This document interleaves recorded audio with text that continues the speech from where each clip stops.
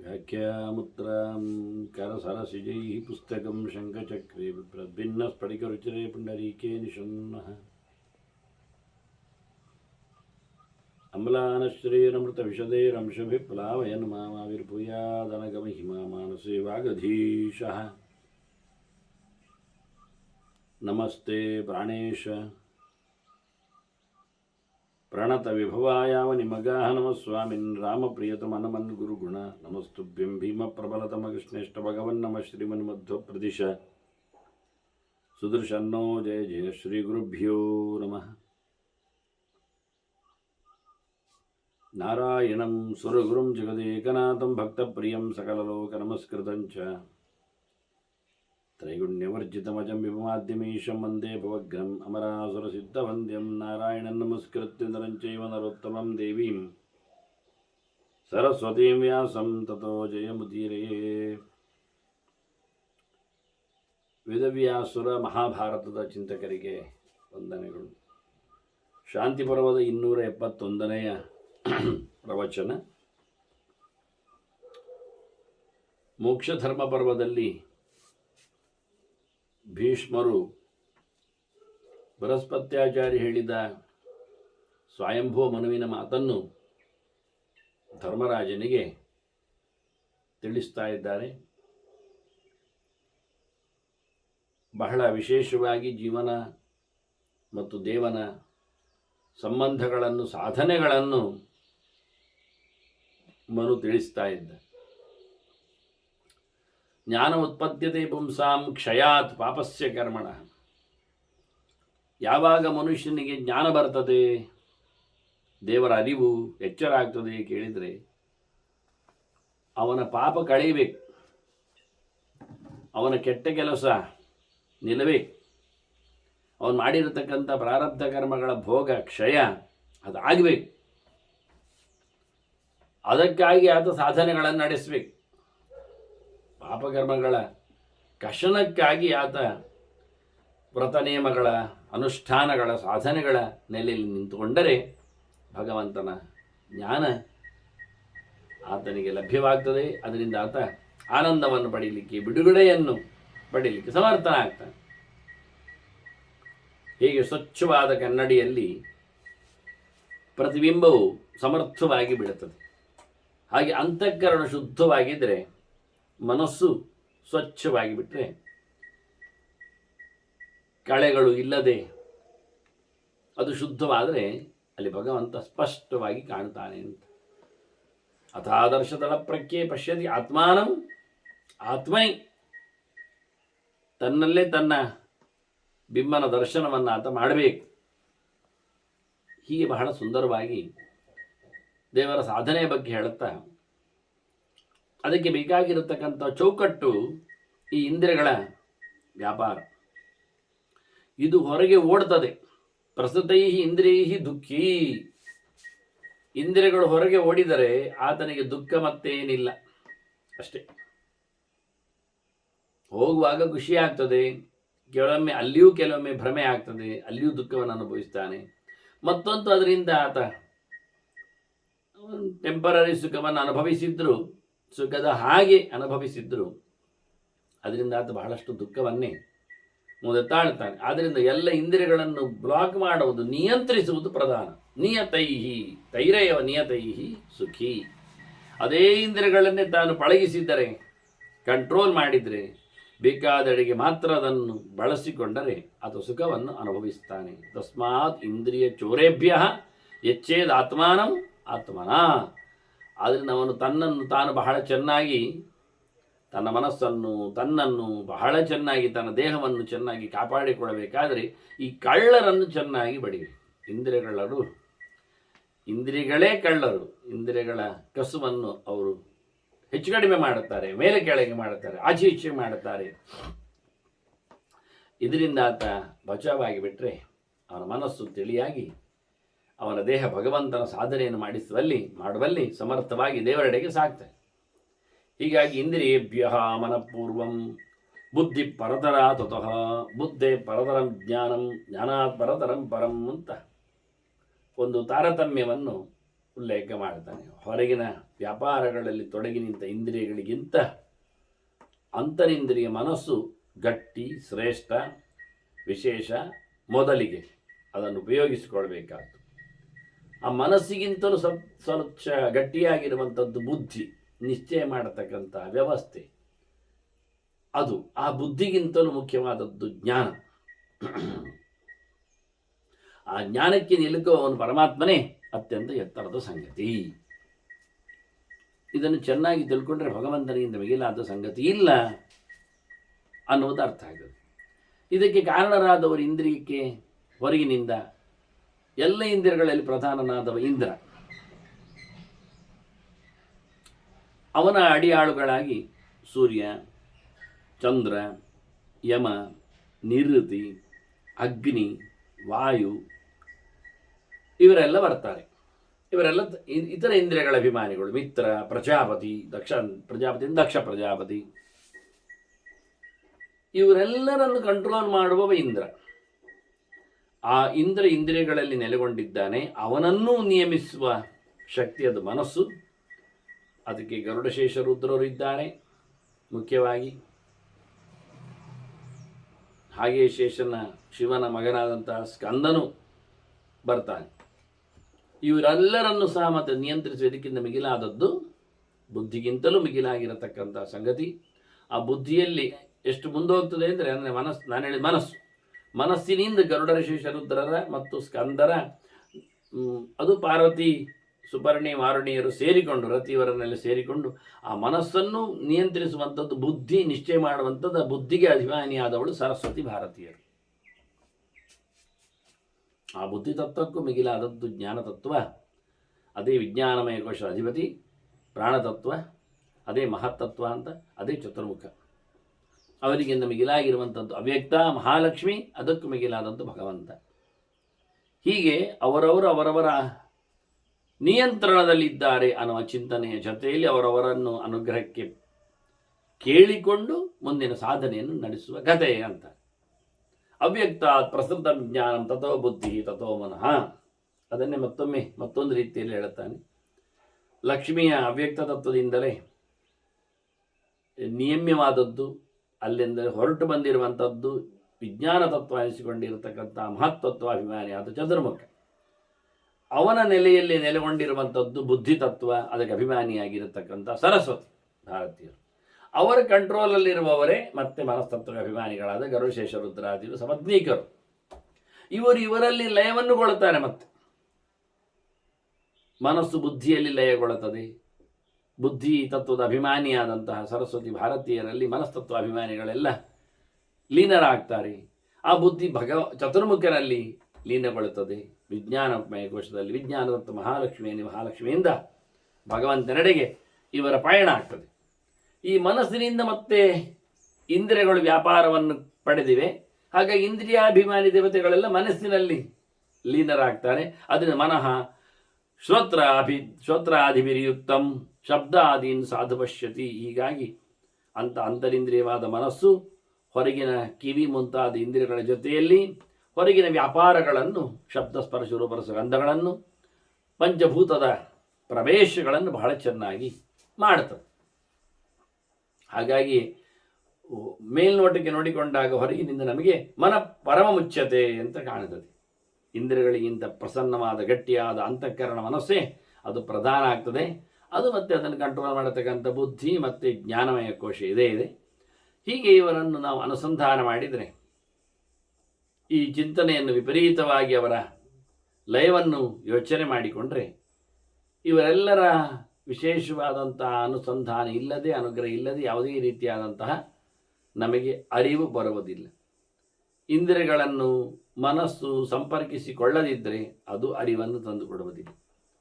ಹಾಗಾಗಿ ಇತರ ಇಂದ್ರಿಯಗಳಲ್ಲಿರತಕ್ಕಂಥ ವ್ಯಾಪಾರಗಳಿಗೆ ಮನಸ್ಸು ಸಂಪರ್ಕಗೊಳ್ಳುವುದರ ಮೂಲಕವೇ ಅರಿವನ್ನು, ಜ್ಞಾನವನ್ನು ಪಡಿಲಿಕ್ಕಾಗೋದ್ರಿಂದ ಇಲ್ಲೆಲ್ಲ ಪ್ರಧಾನವಾಗಿ ಮನಸ್ಸು ನಿಂತಿದೆ.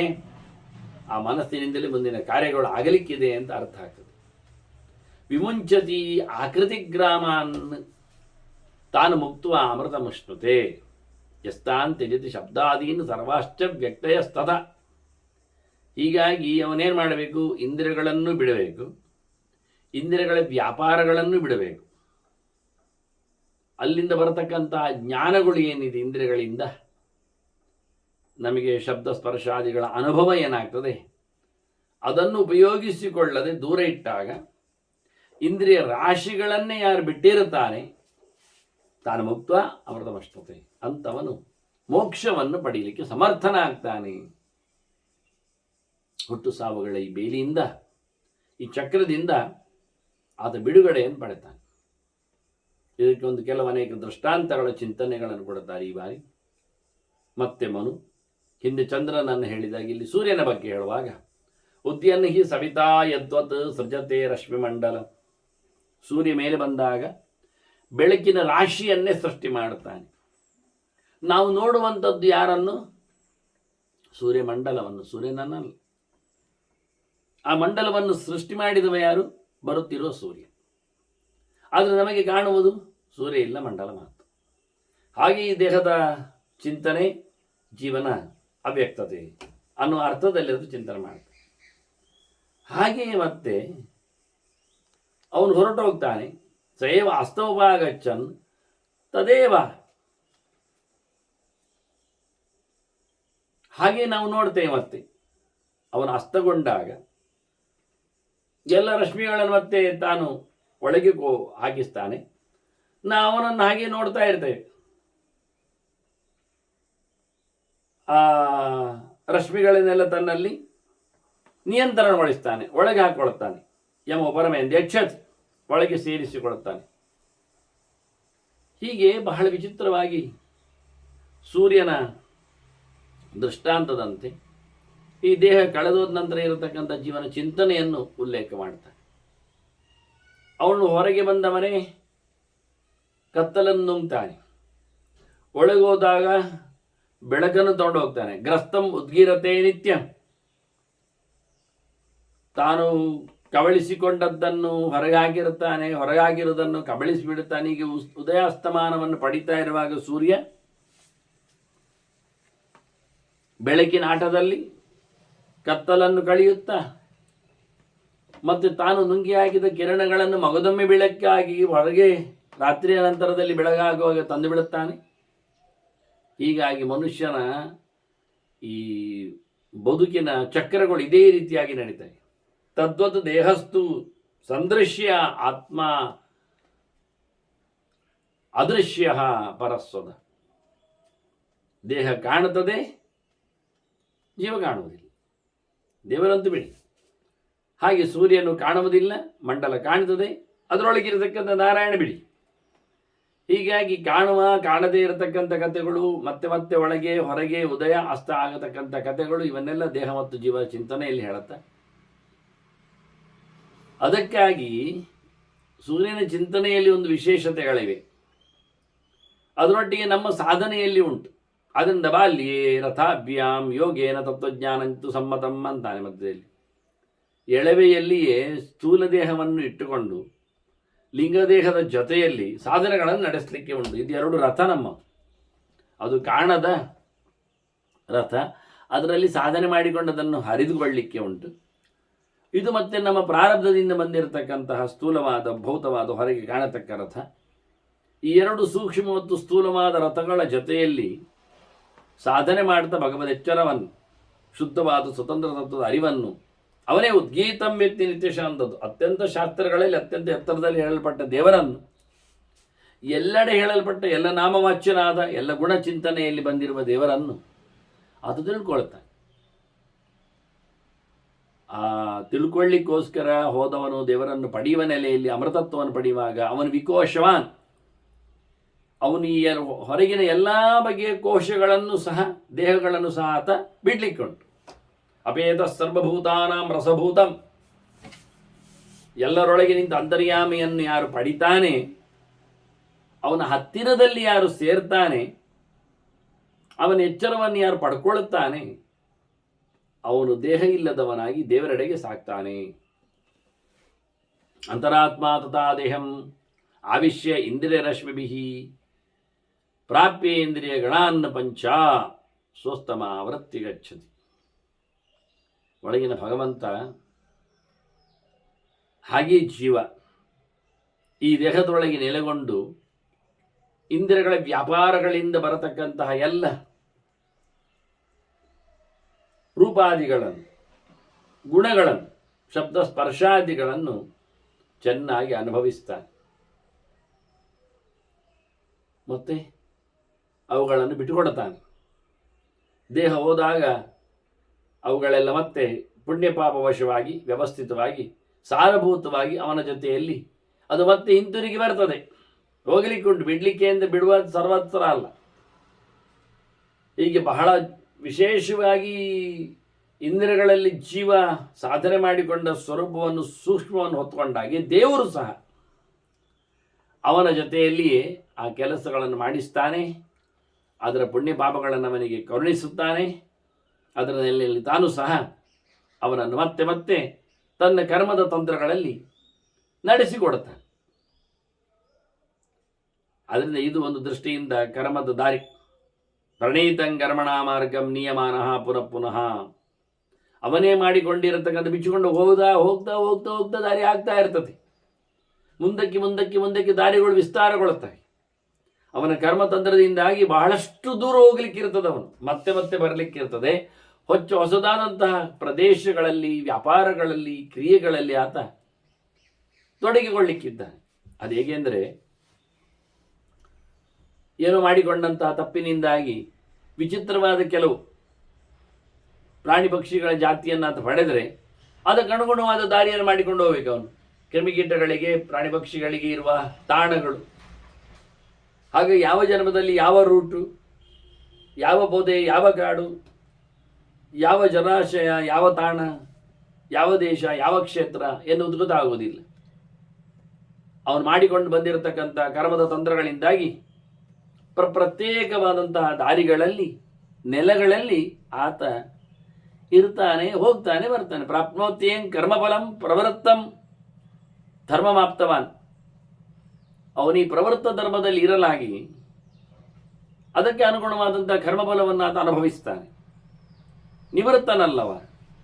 ಈ ಕರ್ಮಫಲದ ಆಸೆಯಲ್ಲಿ ನಿಂತಿದ್ದಾನೆ, ಅದರ ಭೋಗದಲ್ಲಿ ತೃಪ್ತನಿದ್ದಾನೆ, ಅದರ ಸಂಕಲ್ಪದಲ್ಲಿ ಆದ ದುಂಬಾಲು ಬಿದ್ದಿದ್ದಾನೆ. ಹೀಗಾಗಿ ಪ್ರವೃತ್ತನಾದವ, ಆ ಧರ್ಮದಲ್ಲಿ ನೆಲೆಗೊಂಡವ, ಕರ್ಮಫಲವನ್ನು ಅನುಭವಿಸುವ ಮೂಲಕ ಬಹಳ ವಿಶಿಷ್ಟವಾಗಿ ಹೋಗ್ತಾ ಇರ್ತಾನೆ. ಮತ್ತು ಯಾವಾಗ ಬಿಡ್ತಾನೆ?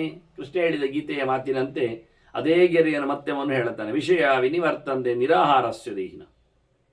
ಅವನು ಬೇಡ ಆಗುವುದು ಯಾವಾಗ ಹೇಳಿದರೆ ಊಟ ಮಾಡದೆ ಕೂತಾಗ ಅಂತಾನೆ. ಬಹಳ ಕಷ್ಟ ಇದೆ. ನಿಮಗೆ ವ್ಯಾಪಾರ ಹೊರಗಿನ ಇಂದ್ರಿಯಗಳಲ್ಲಿ ಆಗತಕ್ಕಂಥ ಅನುಭವಗಳು ಯಾವತ್ತು ನಿಲ್ಲಿಸಬೇಕು ಅಂತಿದ್ರೆ ನೀವು ಊಟ ಬಿಡಿ ಅಂತಾನೆ. ಊಟ ಬಿಟ್ಟರೆ ಸತ್ತು ಹೋಗುವುದಿಲ್ಲ, ಅದೇ ಸಾಯ್ಬೇಕು. ಇಂದ್ರಿಯಗಳು ಸಾಯ್ಬೇಕು. ಊಟ ಮಾಡಿದ ನಂತರ ಕಸು ಬರ್ತದೆ. ಕಸು ಬಂದ ನಂತರ ಎಲ್ಲ ಇಂದ್ರಿಯಗಳು ಅಲರ್ಟ್ ಆಗ್ತವೆ. ಅಲರ್ಟ್ ಆದ ನಂತರ ವಿಷಯಗಳಿಗೆ ಓಡ್ತವೆ. ಏಳ್ಲಿಕ್ಕೆ ಕೊಡದಿದ್ದಾಗ, ಬಿದ್ದು ಬಿಟ್ಟಾಗ, ದೇಹದಲ್ಲಿ ಸಾಮರ್ಥ್ಯ ಕುಂಠಿತಾದಾಗ ಇಂದ್ರಿಯಗಳೆಲ್ಲ ಬಾಡ್ತಾವೆ, ಸುಮ್ಮನೆ ಇರ್ತಾವೆ, ಮಲಗಿಕೊಳ್ತವೆ. ಅಯ್ಯೋ, ಊಟ ಮಾತ್ರ ಬಿಟ್ಟು ಮನುಷ್ಯನ ಸಾಯುವುದಿಲ್ವ? ಅದೇ ಒಂದು ನಾಲಿಗೆಯ ಒಂದು ಕತೆ ಮಾತ್ರ ಬಹಳ ಕಷ್ಟ ಅಂತ. ರಸವರ್ಜಂ ರಸ ವಿಷಯ ವಿನಿವರ್ತಂತೆ ನಿರಾಹಾರಸ್ಯ ದೇಹಿನ ಹೇಳಿದಾಗೆ ರಸವರ್ಜಂ ರಸಪ್ಯಸಿ ಪರಂದೃಷ್ಟ ನಿಮರ್ತದೆ. ಈ ಭೋಗಲಾಲಸೆ, ನಾಲಿಗೆ ಚಾಪಲ, ಅಥವಾ ಏನೊಂದು ವಿಶೇಷವಾದಂತಹ ನೀರು ಆದರೂ ಬದುಕಿನಲ್ಲಿ ಅದು ದೇವರು ಕಂಡಾಗಲೇ ಬೇಡ ಅಂತ ಅನಿಸಿಕೊಳ್ಳುವಂಥದ್ದು. ಬಹಳ ಕಷ್ಟವಾದ ವಿಷಯ ಅಂತ. ಹಾಗಾಗಿ ಬುದ್ಧಿ ಕರ್ಮಗುಣೈರ್ಹೀನ ಯದಾ ಮನಸ್ಸಿ ವರ್ತತೆ ತದಾ ಸಂಪದ್ಯತೆ ಬ್ರಹ್ಮ ತತ್ರೈವ ಪ್ರಳಯಂಗತ. ಯಾವಾಗ ನಿಶ್ಚಯ ಮಾಡತಕ್ಕಂತಹ ವಿಷಯ ನಿಶ್ಚಯವುಳ್ಳಂತಹ ಬುದ್ಧಿ ಅದು ಎಲ್ಲ ಕರ್ಮತಂತ್ರಗಳಿಂದ ದೂರವಾಗಿ, ವಿಷಯಾದಿಗಳ ವಾಸನೆ ಇಲ್ಲದೆ ಸ್ಪಷ್ಟವಾಗಿ ಮನಸ್ಸನ್ನು ಇಂದ್ರಿಯಗಳಿಂದ ಈಚೆ ಎಳೆದು ತಂದು ದೇವರೆಡೆಗೆ ಹಾಕಿರುತ್ತದೆ. ಅಲ್ಲಿಯೇ ಯಾವತ್ತದು ಲೀನಗೊಳ್ಳುತ್ತದೆ, ತಲ್ಲೀನವಾಗ್ತದೆ, ಆಗ ಪರಿಪೂರ್ಣವಾದ ಸತ್ವನನ್ನು, ಭಗವಂತನನ್ನು ಆತ ಪಡಿತಾನೆ, ಆತನ ಬಳಿಗೆ ಸಾರ್ತಾನೆ. ಆತನನ್ನು ಮಂತ್ರಗಳ ರಾಶಿಯಲ್ಲಿ ಅರ್ಥ ಮಾಡಿಕೊಳ್ಳುತ್ತಾನೆ. ಅವನಿಗಾಗ ಬ್ರಹ್ಮ ಸಂಪದ್ಯತೆ, ವೇದವು ತೆರೆದುಕೊಳ್ತದೆ, ಸಂಪತ್ತಾಗ್ತದೆ, ಮಾತಾಡ್ತದೆ, ಪದಪುಂಜಗಳಲ್ಲಿ ಭಗವಂತನನ್ನು ಪ್ರತಿಷ್ಠೆ ಮಾಡ್ತದೆ. ಆಗ ಅವನಿಗೆ ಪೂರ್ಣತೆ ಅದು ಬರಲಿದೆ ದೇವರ ಅನುಗ್ರಹದಿಂದ. ಬಹಳ ಅದ್ದೂರಿಯಾದಂಥ ಭಗವಂತನ ಎಚ್ಚರ. ಸತ್ವಂ ಪ್ರವಿಶತೆ ಪರಂ. ಆಗ ಅವನ ಮನಸ್ಸು ನಿಜವಾಗಿ ಚಿತ್ತ ದೇವರನ್ನು ಪ್ರವೇಶ ಮಾಡ್ತದೆ. ಬುದ್ಧಿ ಭಗವಂತನನ್ನು ನಿಶ್ಚಯ ಮಾಡಿಕೊಳ್ತದೆ. ಹೊರಗಿರತಕ್ಕಂಥ ಎಲ್ಲವನ್ನು ಕಳೆದಾಗ ಪಂಚ ಸುಖಗಳೆಡೆಗೆ ಆತ ಶಾಶ್ವತವಾದ ಶಾಂತಿಯನ್ನು ಹಾಡಿದಾಗ, ಶಬ್ದಾದಿಗಳನ್ನು ತೊರೆದಾಗ ಆತ ತನ್ನ ಅಂತರಿಂದ್ರಿಯವನ್ನು ದೇವರೆಡೆಗೆ ಸಾಗಿಸ್ತಾನೆ. ಆತ್ಮನಃ ಪ್ರವರ್ತೌ ಆತ್ಮನ ಪ್ರಕೃತೌ ಆದಿಹಿ ಅವ್ಯಕ್ತಂ ಜ್ಞಾನಮುಚ್ಯತೆ. ಆದಿಹಿ ಅಂದರೆ ಆದಿ ಕಾರಣನು ಅಂತ ಅರ್ಥದಲ್ಲಿ. ಅವ್ಯಕ್ತ ಅಂದರೆ ಕಾಣದೇ ಇರತಕ್ಕಂಥ ಭಗವಂತನ ನೆಲೆಯಲ್ಲಿ. ಜ್ಞಾನಂ ಅಂದರೆ ವಿಜ್ಞಾನನಾದ ಸತ್ಯಂ ಜ್ಞಾನವನಂತಂ ಬ್ರಹ್ಮ ಅಂತ ಭಗವಂತ ಅಂತೆನ್ನುವ ಅರ್ಥದಲ್ಲಿ. ಆತ್ಮನಃ ಪ್ರಸೃತವು ದೇವರು ಒಮ್ಮೆ ನಮಗೆ ಸಿಕ್ಕಿದ ಅಂತ ಆಗಿಬಿಟ್ರೆ ಅವನು ನಿಜವಾಗಿಯೂ ಅತ್ಯುತ್ತಮನಾದಂತಹ ಭಗವಂತ. ಅವನು ಸಿಕ್ಕಿದರೆ ನಮ್ಮ ಆನಂದದ ಪ್ರಾಪ್ತಿಗೆ ಅದು ಮೊದಲಾಯಿತು ಅಂತ ಅರ್ಥ. ಒಂದು ದೃಷ್ಟಿಯಿಂದ ಎಂದು ಯಾವುದಕ್ಕೂ ಕಾಣದೇ ಇರತಕ್ಕ ಭಗವಂತ ನಮಗೆ ಜ್ಞಾನಗೋಚರನಾಗಿ ಅವನು ನಮಗೆ ನೆಲೆಗೊಳ್ಳುತ್ತಾನೆ. ಈ ರೀತಿಯಾಗಿ ಭಗವಂತನ ಸಂಪಾದನೆ ಬಗ್ಗೆ ಅವರು ಮಾತನ್ನು ಹೇಳ್ತಾರೆ. ಮನುಷ್ಯನ ಮನಸ್ಸು ಯಾಕೆ ಭಗವಂತನಲ್ಲಿಗೆ ಲೀನ ಆಗುವುದಿಲ್ಲ ಅಂತ ಕೇಳಿದರೆ ಅದಕ್ಕೊಂದು ಕೆಲವು 10 ಗೆರೆಗಳನ್ನು ಮನು ಪೀಠಿಗೆಯಾಗಿ ಹೇಳುತ್ತಾನೆ. ಮನುಷ್ಯನಿಗೆ ತೊಂದರೆ ಇರ್ತದೆ, ತೊಂದರೆ ದೇಹದಲ್ಲಿಯೂ ಬರ್ತದೆ, ಮನಸ್ಸಿಗೂ ಬರ್ತದೆ. ಈ ಹಿಂದೆ ಇದನ್ನು ಸ್ವಲ್ಪ ಧೃತರಾಷ್ಟ್ರದಲ್ಲಿ ವಿಶ್ಲೇಷಣೆ ಮಾಡಿದ್ದ. ಇದು ಬುನಾದಿ ಪಂಚಾಂಗದ ಸೊತ್ತನ್ನು. ಆದರೆ ಮುಂದಕ್ಕೆ ಬೇರೆಯಾಗಿ ರೀತಿಯಲ್ಲಿ ಮನು ಅದನ್ನು ಬೆಳೆಸಿಕೊಡ್ತಾನೆ.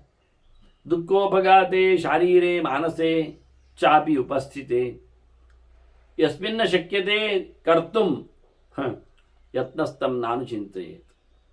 ದೇಹಕ್ಕೆ ತೊಂದರೆಯಾಗಿದೆ, ಮನಸ್ಸಿಗೆ ಖಿನ್ನತೆ ಬಂದಿದೆ. ಈಗೇನು ಮಾಡುವ ಅಂತ ನಮಗೆ ಮಾಡಲಿಕ್ಕೆ ಬರತಕ್ಕಂಥ ಪ್ರಯತ್ನ ಏನಿದೆ ಅದು ಒಂದೊಮ್ಮೆ ಆಗುವುದಿಲ್ಲ ಅಂತ ಆದರೆ ಎಂತಹ ಮದ್ದು ಮಾಡಿದ್ರು, ಎಂತಹ ವಿಷಯಗಳೆಡೆಗೆ ಸಾಗಿದ್ರು, ಈ ಮನಸ್ಸಾಗಲಿ ದೇಹ ಆಗಲಿ ತೊಂದರೆಯಿಂದ ದೂರ ಹೋಗುವುದಿಲ್ಲ ಅಂತ ಆದರೆ ಆ ನೆಲೆಯಲ್ಲಿ ಆ ನಿಟ್ಟಿನಲ್ಲಿ ಪ್ರಯತ್ನ ಮಾಡುವುದನ್ನು ಬಿಡಬೇಕು ಅಂತ. ಯಾವಾಗ ನಮ್ಮ ಕೈಯಲ್ಲಿ ಆಗುವುದಿಲ್ಲ ಅಂತ ಗೊತ್ತಾಯಿತು, ನಾ ಮತ್ತೆ ನಿರ್ಬಂಧ ಮಾಡಲಿಕ್ಕಿಲ್ಲ. ನಿರ್ಬಂಧ ಮಾಡುವುದು ತರ ಅಲ್ಲ, ವ್ಯವಸ್ಥೆ ಆಗಿ ಜರ್ಜರಿತವಾದ ಈ ದೇಹ, ಇದಕ್ಕೆ ಆಯುಷ್ಯವೇ ಅಷ್ಟೇ. ದೇಹಕ್ಕೆ ಉಪಚಯಗೊಳ್ಳತಕ್ಕಂಥ ಈ ವಸ್ತುವಿಗೆ ಈಗ ಬೆಲೂನ್ ಇದೆ, ಗಾಳಿ ಹಾಕಿದರೆ ಉಬ್ತದೆ. ಆದರೆ ಎಷ್ಟು ಗಾಳಿ ಹಾಕಿದರೆ ಎಷ್ಟು ಉಬ್ತದೆ ಕೇಳಿದರೆ ಅದಕ್ಕೊಂದು ಲಿಮಿಟ್ ಇದೆ. ಮತ್ತು ಗಾಳಿ ಹಾಕಿದರೆ ಅದು ಇನ್ನೂ ಉಬ್ತದೆ, ಅಂದರೆ ಒಡೆದು ಹೋಗ್ತದೆ ಅಷ್ಟೇ. ಹಾಗೆ ನಮ್ಮ ದೇಹ ಅದು ಧಾತುಜನ್ಯವಾದದ್ದು, ಪ್ರಾಕೃತವೇ. ಹಾಗಾಗಿ ಅದರ ಆಯುಷ್ಯ ಇಷ್ಟು ಅಂತ ಇದೆ. ಅದು ಏನು ಮಾಡಿದರೂ ಅಷ್ಟೇ. ಪ್ರಾಕೃತವಾದ ಧಾತುಗಳಿಂದ ಉತ್ಪನ್ನವಾದ ಈ ಶರೀರಕ್ಕೆ ನೀವು ಹೊರಗಿನಿಂದ ಆಹಾರಗಳನ್ನು ಕೊಡುವ ಮೂಲಕ ಅದನ್ನು ನಾರ್ಮಲ್ ಸ್ಥಿತಿಯಲ್ಲಿ ಇಟ್ಕೊಳ್ಳಿಕ್ಕೆ ನೋಡ್ತೀರಿ. ಒಂದು ಉಪಾಯದಲ್ಲಿ ಹೇಳುವುದಾದರೆ ತರಕಾರಿ ಹಾಗೆ ನೆಲದಲ್ಲಿಟ್ಟರೆ ಕೆಡ್ತದೆ, ಮೇಜಿನ ಮೇಲಿಟ್ಟರು ಕೆಟ್ಟೋಗ್ತದೆ. ತೊಟ್ಟೆಯಲ್ಲಿ ಹಾಕಿಟ್ರೆ ಸ್ವಲ್ಪ ಕೆಡ್ತದೆ, ಸ್ವಲ್ಪ ಸರಿ ಇರ್ತದೆ. ಫ್ರಿಜ್ಜಿನಲ್ಲಿಟ್ಟರೆ ಬರ್ತದೆ. ಎಷ್ಟು ದಿನ ಬರ್ತದೆ ಯೋಚನೆ ಮಾಡಿ. ತರಕಾರಿಯನ್ನು ನಾವು ಫ್ರಿಜ್ಜಿನಲ್ಲಿಟ್ಟರೆ, ಹಾಲನ್ನು ನಾವು ಫ್ರಿಜ್ಜಿನಲ್ಲಿಟ್ಟರೆ ಎಷ್ಟು ದಿನ ಕೆಡುವುದಿಲ್ಲ? ವರ್ಷ ಆಗಲಿ. ಮತ್ತೆ ಹೇಳಬೇಕಲ್ಲ, ಪ್ರಾಕೃತವಾದ ಸೊತ್ತುಗಳನ್ನು ನಾವು ಎಷ್ಟೇ ನಮ್ಮ ವೈಜ್ಞಾನಿಕವಾದ ವ್ಯವಸ್ಥೆಗಳಲ್ಲಿ ಅದನ್ನು ಅಳವಡಿಸಿಬಿಟ್ಟರು ಇಲ್ಲ ನಾವು ತರಕಾರಿಯನ್ನು ಕೊಯ್ದು ಸೀದಾ ನಾವು ಬಾಹ್ಯಾಕಾಶಕ್ಕೆ ಕಳಿಸಿದ್ದೇವೆ, ಆಯ್ತು ಕಳಿಸಿ, ಮತ್ತೆ ಬರುವಾಗ ಎಷ್ಟು ಸಮಯ ಬಾಹ್ಯಾಕಾಶದಲ್ಲಿ ಹಾಗೆ ಇರ್ತದೆ. ಹಾಗಾಗಿ ಒಂದು ವಸ್ತುವಿನ ಏನೊಂದು ನಿರ್ಮಾಣ ಇದೆ, ಆ ನಿರ್ಮಾಣದಲ್ಲಿ ಅದಕ್ಕೆ ಕೊನೆಯ ತಾರೀಕು, ಕೊನೆಯ ದಿನ ಇದೆ. ಅದನ್ನು ಸರಿಯಾಗಿ ಇಟ್ಟುಕೊಂಡ್ರೆ ಕೊನೆಯ ದಿನದವರೆಗೆ ತರಿಸ್ಬೋದು. ಆಹಾರದ ವಿಹಾರದ ಒಂದು ಚೌಕಟ್ಟಿನಲ್ಲಿ ಕೂತಾಗ ಅದೇ ಅದಕ್ಕೆ ಬೇಕಾದಷ್ಟು ತಿನ್ನಿಸುವುದು, ಎರ್ರಾಬಿರಿ ನಡೆಸುವುದೆಲ್ಲ ಮಾಡಿದರೆ ಅದಕ್ಕೆ ಹಾಕಿದ ದಿನದಿಂದಲೇ ಮೊದಲೇ ಅದು ತನ್ನತನವನ್ನು ಕಳ್ಕೊಳ್ತದೆ, ಡ್ಯಾಮೇಜ್ ಆಗ್ತದೆ. ಹಾಗಾಗಿ ದುಃಖ ಬರುವ ದೇಹಕ್ಕೆ, ಘಾಸಿಗೊಂಡ ಮನಸ್ಸಿಗೆ ಮಾಡುವಷ್ಟು ಉಪಚಾರದ ಮಟ್ಟಿಗೆ ಮಾಡಬಹುದಷ್ಟೇ ಹೊರತು ವಿಪರೀತ ಮಾಡಲಿಕ್ಕೆ ಹೋಗಿ ಆಗದಾರದ್ದನ್ನು ಮಾಡಲಿಕ್ಕೆ ಹೋಗಿ ಏನು ಕೆಲಸ ಆಗುವುದಿಲ್ಲ ಅಂತ ಹೇಳುವುದಷ್ಟೇ ಜನ. ನಿಮ್ಮ ದೇಹ ಕಂಡೀಷನ್ ತಪ್ಪಿದೆ, ಆದ್ದರಿಂದ ಒಂದು 6 ಗಂಟೆ ನೀವು ಫ್ರಿಜ್ಜಲ್ಲಿ ಇರೀರಿ, ಅದೆಲ್ಲ ಹೇಳಲಿಕ್ಕೆ ಸುಲಭ. ಹಾಗೆಲ್ಲ ಆಗುವುದಿಲ್ಲ. ತರಕಾರಿ ಹಾಳಾಗುವುದಿಲ್ಲ ನೋಡಿ, 24 ಗಂಟೆ ಹಾಳಾಗುವುದಿಲ್ಲ, ಹಾಗಾಗಿ ನಿಮ್ಮನ್ನು ಸಹ ಫ್ರಿಜ್ಜಲ್ಲಿ ಇಟ್ಕೊಳ್ಳಿ, ನೀವು ಹಾಳಾಗುವುದಿಲ್ಲ ಹೇಳಿದರೆ ನೆಗಾಡಿ ಯಾರು? ವೈಷಜ್ಯಮೇತ ದುಃಖಸ್ಯ ಎದೆ ತನ್ನಾನು ಚಿಂತೆ. ಮದ್ದಿನಿಂದ ಆಗತಕ್ಕಂಥ ವ್ಯವಸ್ಥೆಯಲ್ಲಿಯೂ ಮದ್ದು ಮಾಡಿ ಮಾಡಿ ಮಾಡಿ ಎಷ್ಟು ಅಂತ ಮಾಡೋದು? ಮದ್ದಿಗೊಂದು ಕಡೆ ಇದೆ. ಆಗುವುದಾಗಿದ್ದರೆ ಇಷ್ಟರಲ್ಲಿ ಆಗ್ತಿತ್ತು. ಅದರೇನಾಯಿತು, ನಮ್ಮ ಇವತ್ತಿನ ದೇಹದ ಪರಿಸ್ಥಿತಿಗೆ ಹೇಳಿರತಕ್ಕ ಮದ್ದುಗಳು ಯಾವುದು ಕೆಲಸ ಮಾಡುವುದಿಲ್ಲ ಅಂತ ಆಯಿತು. ಮದ್ದಿಗೂ ಒಂದು ಲಕ್ಷಣ ಇದೆ, ವ್ಯವಸ್ಥೆ ಇದೆ. ಇಂಥವರನ್ನು ಇಂಥ ಸಂದರ್ಭದಲ್ಲಿ ಮಾತ್ರ. ಇವತ್ತು ವೈದ್ಯರು ಹೇಳ್ತಾರೆ 60, 70, 80, 90 ಆದವರೆಲ್ಲ ಬಂದಾಗ, ಆಪರೇಷನ್ಗೆಲ್ಲ ನೆಲೆಗೊಂಡಾಗ ಅವರು ಹೇಳ್ತಾರೆ, ಈ ವಯಸ್ಸಿನಲ್ಲಿ ಆಪರೇಷನ್ ಸರಿ ಕೊಡುವುದಿಲ್ಲ, ಮಾಡಲಿಕ್ಕೆ ಮಾಡ್ತೇವೆ ನಾವು ಬೇಕಾದರೆ, ಆದರೆ ಸಾಯಲಿಕ್ಕೂ ಸಾಯ್ತೀರಿ ಬೇಕಾದರೆ ಅಂತ ಹೇಳ್ತಾರೆ. ಅವರು ಗ್ಯಾರಂಟಿ ಕೊಡುವುದಿಲ್ಲ. ಅದೇ ಅವರು 10, 20, 30 ವರ್ಷದವರೆಗೆ ಆದರೆ ತಾವಾಗಿಯೇ ಆಪರೇಷನ್ ಮಾಡಿ ಹೋಗಿ ಅವರ ನಿಲ್ಲಿಸಿ ಓಡಿಸಿ ಕೆಲಸ ಮಾಡಿಸ್ತಾರೆ. ಹಾಗಾಗಿ ಸಹಜವಾಗಿಯೇ ಕಾಲಕ್ರಮೇಣ ಕಳೆದು ಹೋದ ಸಂಗತಿಗಳ ಬಗ್ಗೆ ಯಾವುದೇ ರೀತಿಯಾದಂತಹ ಮದ್ದು ಮಾಯಗಳು ನಡೆಯುವುದಿಲ್ಲ. ಅದರ ಬಗ್ಗೆ ಯೋಚನೆ ಮಾಡಬೇಕು. ಚಿಂತ್ಯಮಾನಮಿ ವಿಭ್ಯೇತಿ ಭೂಯಶ್ಚಾಪಿ ಪ್ರವರ್ತದೆ. ಯೋಚನೆ ಮಾಡಿದರೆ ಮತ್ತಷ್ಟು ಮಂಡೆ ಹಾಳಾಗ್ತದೆ ಅಂತಾರೆ ಅವ್ರು. ನೋಡಿ, ಅದು ಸತ್ಯ. ದೇಹದಲ್ಲಿ ಬಂದಿರತಕ್ಕಂಥ ಜ್ವರ ಕಾಯಿಲೆಗಳು ಬಹಳಷ್ಟು ಸಮಯದಲ್ಲಿ ಆತನಲ್ಲಿ ನೆಲೆಗೊಂಡಿವೆ. ಎಲ್ಲ ಪ್ರಕಾರದ ವೈದ್ಯರಲ್ಲಿ ಅದು ಮಾತಾಡಲಿಲ್ಲ ಅಂದರೆ ಅದು ಅವನ ಪ್ರಾರಬ್ಧದ ಕತೆ, ಅದು ಅವನ ದೇಹದ ಧರ್ಮ. ಅದನ್ನು ಆತ ಹಾಗೆ ಇಟ್ಟುಕೊಳ್ಳಿಕ್ಕೆ ಬಿಡಬೇಕು, ಜೊತೆಯಲ್ಲಿ ರಾಜಿ ಮಾಡಿಕೊಂಡು ಹೋಗಬೇಕು. ಇಲ್ಲ ಗಲಾಟೆ ಎಬ್ಬಿಸಿದ್ರೆ ಅವನಿಗೆ 2 ತೊಂದರೆ. ಒಂದು ದೇಹದಲ್ಲಿರತಕ್ಕಂಥ ಗಾಯದ ಕತೆ, ನೋವಿನ ಸಂಕಟ, ಅದರೊಟ್ಟಿಗೆ ಅವನು ಮಾಡಿಕೊಂಡಿರತಕ್ಕಂಥ ಈಗ ಮಗದೊಂದು ಅಯ್ಯೋ ಎಂತ ಮಾಡೋದು ಅಂತ ತಲೆ ಬಿಸಿ ಮಾಡಿಕೊಂಡದ್ದು ಇನ್ನೊಂದು ಒಂದು. ಆದ್ದರಿಂದ ಮನುಷ್ಯ ಲೈಟ್ ಆಗಿ ತಗೊಂಡು ಚಿಂತೆ ಬಿಟ್ಟು, ಚಿಂತೆ ಮಾಡಿದರೆ ಮತ್ತೆ ಭಯ, ಸಾವಿನ ಭಯ ಬರ್ತದೆ, ಹೆಚ್ಚು ಕಡಿಮೆ ಆಗ್ತದೆ. ಮತ್ತಷ್ಟು ಗಾಬರಿಗೊಳ್ಳುತ್ತಾನೆ. ಅಯ್ಯೋ ದೊಡ್ಡ ಆಸ್ಪತ್ರೆ ಅಂತ ರೋಗಿಯೊಂದೊಮ್ಮೆ ನೋಡಿಕೊಂಡು ಒಳಗೋದ್ರೆ ಹೊರಗೆ ಬರೋದು ಡೌಟವ, ಅವನಿಗೆ ಗೊತ್ತದು. ಹೊರಗಿನಿಂದ ಕೇಳಿರ್ತಾರೆ, ದೊಡ್ಡ ಆಸ್ಪತ್ರೆಗಳಲ್ಲಿ ಎಲ್ಲ ನಮ್ಮನ್ನು ಮುಗಿಸಿ ಆಗ್ತಾರೆ ಅಂತ ಅವನ ತಲೆಯಲ್ಲಿ ಹಾಗೆ ಕಲ್ಪನೆ ಇರ್ತದೆ. ಆದ್ದರಿಂದ ಸಣ್ಣ ಪುಟ್ಟ ಆಸ್ಪತ್ರೆಗಳಿಗೆ ಹೋದರೆ ಬಚಾವಾಗಿ ಬರತಕ್ಕಂಥ ಚಾನ್ಸ್ ಇದೆ ಅಂತ ಅವನ ತಲೆಯಲ್ಲಿ ಇರಲಿಕ್ಕೆ ಹೋಗಿ ಅವನೇ ಒಂದೊಮ್ಮೆ ಬಿದ್ದುಕೊಂಡಾಗ, ಹೆಚ್ಚು ಕಡಿಮೆ ಆದಾಗ ಅವನು ದೊಡ್ಡ ಆಸ್ಪತ್ರೆಯ ಬೋರ್ಡು ನೋಡಿ ಒಳಗೆ ಹೋಗಿಬಿಟ್ರೆ ಅವನು ಹೊರಗೆ ಬರೋದಿಲ್ಲ. ಅವನು ತೀರ್ಮಾನ ಮಾಡ್ತಾನೆ, ಇಲ್ಲಿ ನನ್ನನ್ನು ಮುಗಿಸಿಯೇ ಕಳಿಸ್ತಾರೆ ಅಂತ. ನೋಡಿ ಇವತ್ತು ಜನರ ಕಥೆ ಹೇಗಾಗಿದೆ ಅಂತ, ಅದನ್ನೇ ಇಲ್ಲಿ ಹೇಳಿದರು ಅವರು.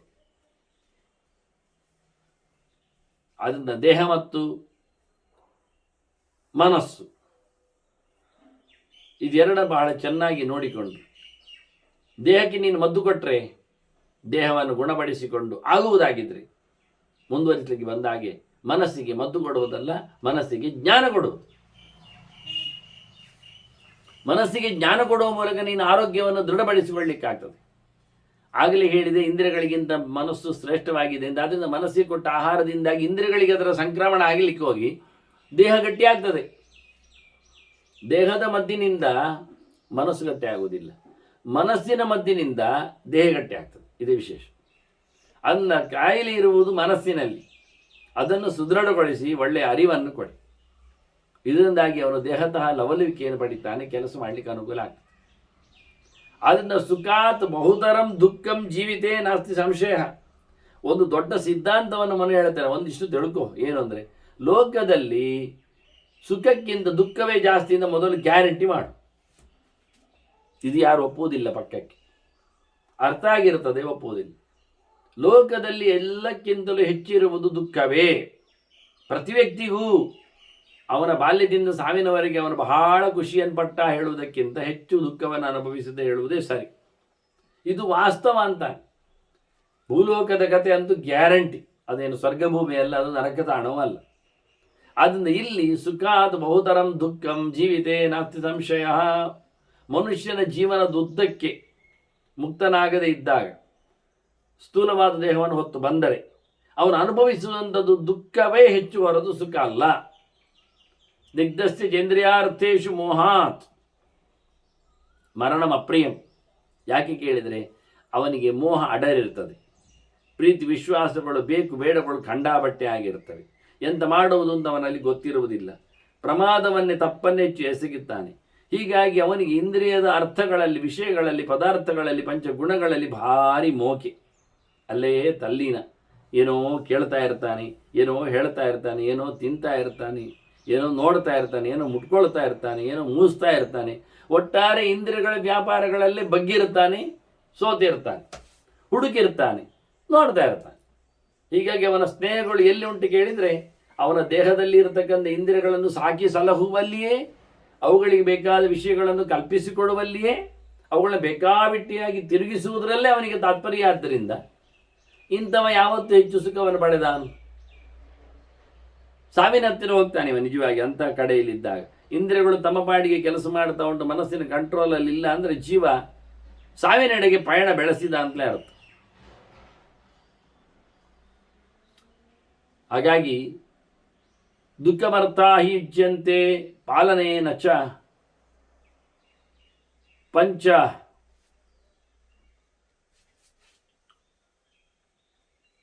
ಒಂದು ದೃಷ್ಟಿಯಿಂದ ಎಲ್ಲ ವಿಷಯಗಳು ಸಹ ಶಬ್ದಸ್ಪರ್ಶ ರೂಪರಸಗಳು ಪ್ರಧಾನವಾಗಿ ಇಂದ್ರಿಯಗಳಲ್ಲಿ ಬಂದವುಗಳು. ಕೇಳುವುದು, ನೋಡುವುದು, ತಿನ್ನುವುದು, ತಿರುಗುವುದು, ಹೇಳುವುದು, ಮೂಸುವುದು ಏನೆಲ್ಲ ಇದೆ ಮನಸ್ಸಿನದ್ದು ಸೇರಿಬೇಕಾದ್ರೆ ಇವೆಲ್ಲವೂ ಸಹ ದುಃಖವನ್ನೇ ಕೊಡುವಂಥವುಗಳು. ಅದನ್ನು ನಾವು ಮತ್ತಷ್ಟು ನಮ್ಮಲ್ಲಿ ರೂಢಿಸಿಕೊಂಡರೆ ಇನ್ನಷ್ಟು ನಮ್ಮನ್ನದು ಘಾಸಿಗೊಳಿಸ್ತದೆ, ಉಪಯೋಗ ಏನು ಬರುವುದಿಲ್ಲ. ದುಃಖೇನ ಚಾಧಿಗಮ್ಯಂತೆ ನಾಶಮೇಶಾಂ ನ ಚಿಂತೆಯೇತ್. ನಮ್ಮನ್ನು ಅವುಗಳು ಪರಿಚಯಿಸಿಕೊಳ್ಳುವಾಗಲೇ ದುಃಖದಲ್ಲೇ ಪರಿಚಯಿಸಿಕೊಳ್ಳುತ್ತವೆ. ಹೀಗಾಗಿ ಇಂದ್ರಿಯಗಳನ್ನು, ವಿಷಯಗಳನ್ನೇ ಇಲ್ಲ ಮಾಡಲಿಕ್ಕೇನು ಹೋಗಲಿಕ್ಕೆ ಬರುವುದಿಲ್ಲ. ಪರಿತ್ಯಜತಿಯೋ ದುಃಖಂ ಸುಖಂ ವಾಪಿ ಉಭಯಂ ನರಹ.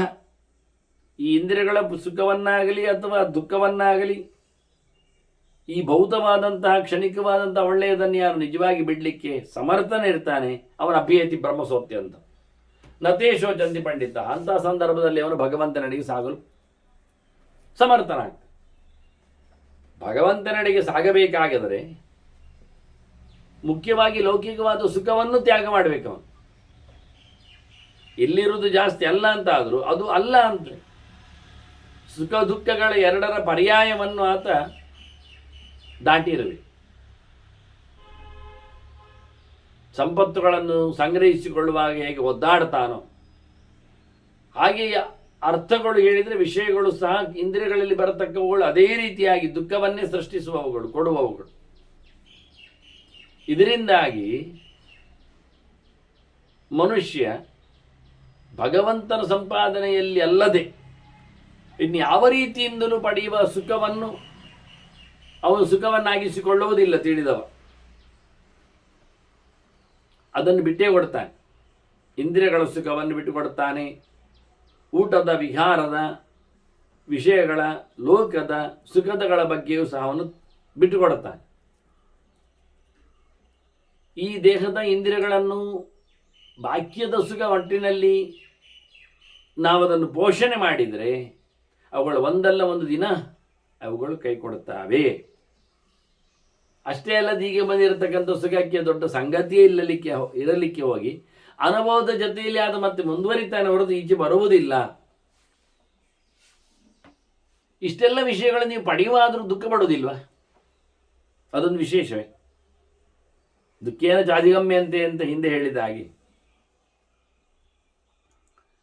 ಹೋಗಿ ಎಲ್ಲಿಯೋ ತಿಳ್ಕೊಳ್ಬೇಕು, ತಿನ್ನಬೇಕು ಅಂದಾಗ ಎಲ್ಲಿಯೋ ದುಡಿಬೇಕು, ಅಥವಾ ಯಾರನ್ನಾದರೂ ದುಡಿಸಬೇಕು, ಅದಕ್ಕೆ ಸಮನಾದಂಥ ಸಂಪತ್ತನ್ನು ಅವನಿಗೆ ಬಿಟ್ಟುಕೊಡಬೇಕು ಕ್ರಯ ವಿಕ್ರಯಕ್ಕೆ ಅಂತ. ಹಾಗೆ ಗಮ್ಮತ್ತಿನಲ್ಲಿ ಕೂತು ಊಟ ಮಾಡ್ತಾನಿದ್ದಲ್ಲಿ ಈಗ ಕೂತು ಊಟ ಮಾಡಬೇಕಾದ್ರೆ ಎಷ್ಟೋ ಸಂಪತ್ತನ್ನು ಕರಗಿಸಿದ್ದಾನೆ, ಕರಗ್ತದೆ. ಇವೆಲ್ಲಾದ್ರೆ ಇವನಪ್ಪ ಮಾಡಿದ ಸಂಪತ್ತಾದರೂ ಕರಗಲೇಬೇಕು. ಹೀಗಾಗಿ ವಿಷಯಗಳು ಸಹ ಸಿಗುವಾಗಲೇ ಸುಖದಲ್ಲಿ ಬರೋದಿಲ್ಲ, ಉಪಯೋಗಿಸಿದ ನಂತರವೂ ದುಃಖದಲ್ಲೇ ನೆಲೆಗೊಳ್ಳುತ್ತವೆ, ಕೊನೆಗಂತೂ ಖಂಡಿತವಾಗಿಯೂ ದುಃಖವನ್ನು ಕೊಟ್ಟು ಹೋಗ್ತವೆ. ಶಾಶ್ವತವಾದಂತಹ ಸುಖದ ಮೌಲ್ಯದೆಡೆಗೆ ಈ ವಿಷಯಗಳು ಬರುವುದೇ ಇಲ್ಲ. ಹಾಗಾಗಿ ಇವುಗಳು ಬರಲಿಲ್ಲ, ಆಗಲಿಲ್ಲ, ಸಿಗಲಿಲ್ಲ, ಸೋತೆನು ಅನ್ನೋದ್ರ ಬಗ್ಗೆ ತಲೆ ಖರ್ಚು ಮಾಡಬೇಡ. ವಿಷಯಗಳು ಬಾರದಿದ್ದರೂ ಪರವಾಗಿಲ್ಲ, ಅನುಭವಕ್ಕೆ ಆಗದಿದ್ದರೂ ತೊಂದರೆ ಇಲ್ಲ, ಸುಖಾತ್ಮವಾಗಿ ಸುಖಕರವಾಗಿ ಅದು ಪರಿಣಮಿಸಲಿಲ್ಲ ಆದರೂ ಪರವಾಗಿಲ್ಲ. ಹಾಗೆ ಮುಖ್ಯವಾಗಿ ಇಂದ್ರಿಯಗಳಲ್ಲಿ ಬರತಕ್ಕಂಥ ದುಃಖವನ್ನು ಆತ ಇಷ್ಟಪಡುವುದಿಲ್ಲ, ಹೇಗೋ ಹಾಗೆ ಬಾಕ್ಯವಾದ ಸುಖಗಳಲ್ಲಿಯೂ ಆತ ತಲೆ ಓಡಿಸಿಕೊಳ್ಳದೆ ಇದ್ದರೆ ಅವನು ಖಂಡಿತವಾಗಿಯೂ ದೇವರೆಡೆಗೆ, ಪೂರ್ಣತೆಯೆಡೆಗೆ ಸಾಗಲು ಸಮರ್ಥನಾಗ್ತಾನೆ ಅಂತ ಹೀಗೆ ಬಹಳ ಸುಂದರವಾಗಿ ಪರಿಣಾಮವಾದದ ನೆಲೆಯಲ್ಲಿ ಒಂದು ದೃಷ್ಟಿಯಿಂದ ದೇಹದ ಮತ್ತು ಮನಸ್ಸಿನ ಅದರ ಆಚೆಗೆ ಜೀವನ ಸಾಧನೆಯಲ್ಲಿ ಭಗವಂತನ ಸಂಪರ್ಕದ ಕೆಲವು ಕೊಂಡಿಗಳನ್ನು ಮನು ನೀಡಿದ್ದಾನೆ. ಇನ್ನು ಉಳಿದ ಈ ಚಿಂತನೆಗಳನ್ನು ಮತ್ತೊಮ್ಮೆ ಸೇರಿದಾಗ ನಡೆಸಿಕೊಡುವ ವಂದನೆಗಳೊಂದಿಗೆ ಶ್ರೀಕೃಷ್ಣ ಅರ್ಮಸ್ಸು. ನಾರಾಯಣ ನಾರಾಯಣ ನಾರಾಯಣ.